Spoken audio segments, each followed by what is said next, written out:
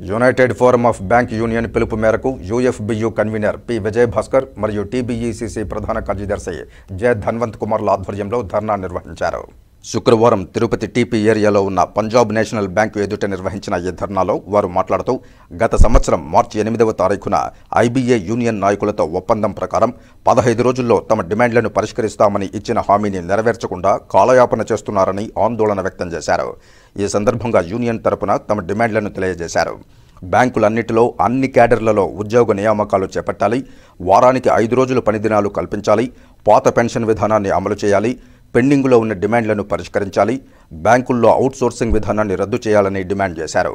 తమ డిమాండ్లను నెరవేర్చకపోతే మార్చి 24 మరియు 25 తేదీల్లో దేశవ్యాప్తంగా అన్ని బ్యాంకుల్లో ఉద్యోగులు మరియు అధికారులు దాదాపు 9 లక్షల మంది సమ్మెలో పాల్గొంటారని హెచ్చరించారు.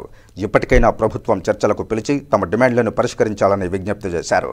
ఈ కార్యక్రమంలో కమిటీ సభ్యులు జనార్దన్, భాస్కర్, కేశవరెడ్డి, సుమలత, రేష్మ, నిర్మల, వెంకటలక్ష్మి, మహేష్, మగ్నేష్ బాబు, నందకుమార్, పవన్, శంకర్రావు, లక్ష్మీపతి, నటరాజ్, శివశంకర్ అలాగే వివిధ బ్యాంకుల ఉద్యోగులు మరియు అధికారులు పాల్గొన్నారు. సాయంత్రపు పూట ధర్నా ప్రోగ్రాం దేశవ్యాప్తంగా అన్ని బ్యాంకులను అన్ని యూనియన్లు 9 యూనియన్లు కలిసి చేస్తున్నది. ఇది లాస్ట్ ఇయర్ ద్వైపాక్షిక ఒప్పందం జరిగినప్పుడు ఒక ప్రధానమైన 5 డిమాండ్లని మేము వితిన్ 3 monthsలో రిజాల్వ్ చేస్తామని చెప్పడం జరిగింది. దాంట్లో మొదటిది 5-day బ్యాంకింగ్ తీసుకొస్తామని చెప్పడం జరిగింది.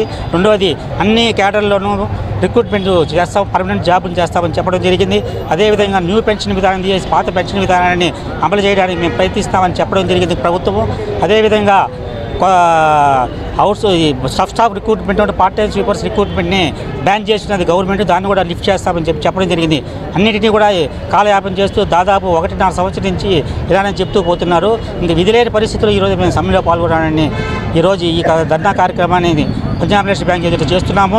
రేపు వచ్చే నెల 24, 25 తేదీలో దేశవ్యాప్తంగా 9 లక్షల మంది 9 యూనియన్లు కలిసి దేశవ్యాప్తంగా సమ్మె చేయబోతున్నాము. ఆ సమ్మెకు భాగంగా ప్రైవేట్ బ్యాంకింగ్, ప్రభుత్వ బ్యాంకింగ్ కూడా ప్రైవేట్ పరం చేయాలని దాన్ని బిల్లు తీసుకురావాలని ఈ పార్లమెంట్ దీంట్లో కూడా ఆలోచిస్తున్నారు. దానికి అనుగుణంగానే మేము కూడా మార్చి 3వ తేదీ పార్లమెంట్ మోర్చా అనేసి ఒకటి ప్రోగ్రాం పెట్టి పార్లమెంట్ ధర్నా చేస్తున్నాం. అన్ని యూనియన్లు కలిసి 9 యూనియన్లు కలిసి దాదాపు 1000 మంది పైన అక్కడ పార్లమెంట్ ముందర ఎదుట ధర్నా చేస్తున్నారు. కాబట్టి రాబోయే కాలంలో ప్రభుత్వ బ్యాంకులు కానీ ప్రైవేట్ పరం చేస్తే రాబోయే చిన్న వ్యాపారస్తులు కానీ అగ్రికల్చర్ వాళ్ళకి కానీ చాలా ఇబ్బంది పడతారు. ప్రైవేట్ బ్యాంకులు ఏది లోన్లు ఇవ్వదు, ఓన్లీ ప్రభుత్వ బ్యాంకులు మాత్రమే లోన్లు ఇస్తుంది.